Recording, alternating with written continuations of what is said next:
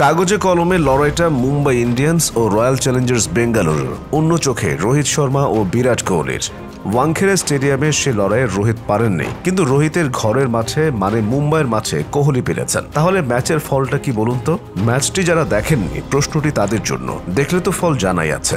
না, গৌরবময় অনিশ্চয়তার খেলা ক্রিকেটে লড়াইয়ে কোনো অনিশ্চয়তা বা অভাবনীয় ফলের জন্ম দেয়নি। তারকা দুটি অভিজ্ঞতার বিচারে মুম্বাইয়ের সবচেয়ে বড় তারকা রোহিত যেমন এবার আইপিএলে আবারও ব্যাট হাতে ব্যর্থ, তেমনি হেরেছে তার দল মুম্বাইও। বেঙ্গালুরুর 5 উইকেটে 221 রান তাড়া করতে নেমে 12 রানে হেরেছে এই ফ্র্যাঞ্চাইজি দলটি। বেঙ্গালুরুর এই জয়ে তাদের সবচেয়ে বড় তারকা কোহলির ব্যাট কিন্তু চওড়া হয়ে উঠেছে। 42 বলে করেন 67 রান। মুম্বাই একেবারে খারাপও করেনি, টক্কর দিয়েছে ভালোই। জয়ের জন্য শেষ ওভারে হাতে 4 উইকেট রেখে 19 রানের দূরত্বে পিছিয়ে ছিল মুম্বাই। কাগজে কলমের লক্ষ্যটা অসম্ভব না হলেও ব্যাটসম্যান যে ছিল না, ক্রুনাল পান্ডিয়ার করা শেষ ওভারে 6 রান তোলার পথে 3 উইকেট হারায় মুম্বাই। শেষ পর্যন্ত 9 উইকেটে 209 রানে থেমেছে তাদের ইনিংস। মোট 430 রানের এই ম্যাচ জিতে বেঙ্গালুরু এবার বেশ অদ্ভুত এক ধারাও বজায় রাখল। এবার আইপিএলে এ পর্যন্ত 4 ম্যাচের মধ্যে প্রতিপক্ষের মাঠে 3 ম্যাচের সবকটিতে জিতেছে বেঙ্গালুরু। হেরেছে শুধু নিজের মাঠে 2008 সালের পর প্রথমবারের মতো।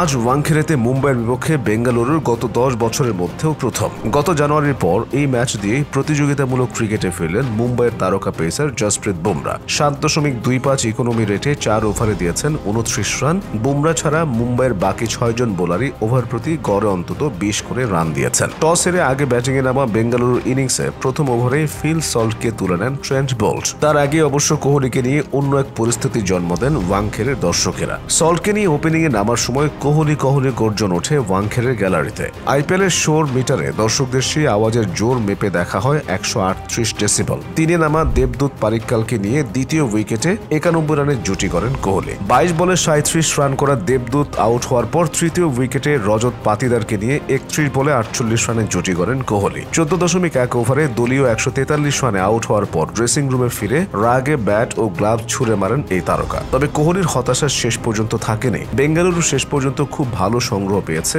শেষ দিকে জিতেশ শর্মা 19 বলে 40 রানের দারুণ এক অপরাজিত ইনিংস খেলায়। পাতিদারের ব্যাট থেকে এসেছে 32 বলে 64। তাড়া করতে নেমে দ্বিতীয় ওভারে জস দয়ালের শিকার হয়ে ব্যক্তিগত 17 রানে ফেরেন মুম্বাই ওপেনার রোহিত। আগের 3 ম্যাচে 0, 8 ও 13 রানে আউট হওয়ার পর চলতি আইপিএলে এটা রোহিতের সর্বোচ্চ রানের ইনিংস। তিলক ভার্মার 29 বলে 56 ছাড়া মুম্বাইয়ের ইনিংসে গিয়েছে মাঝারি মানের সংগ্রহে। Ryan Rickelton 17, Will Jacks 22, Suryakumar Yadav 28 ভালো শুরু পেলেও সেটা জয়ের জন্য যথেষ্ট হয়ে ওঠেনি। অধিনায়ক হার্দিক পান্ডিয়ার ব্যাট থেকে এসেছে 15 বলে 42। 4 ম্যাচে 6 পয়েন্ট নিয়ে টেবিলের 3-এ বেঙ্গালুরু, 5 ম্যাচে 2 পয়েন্ট নিয়ে 8-এ মুম্বাই।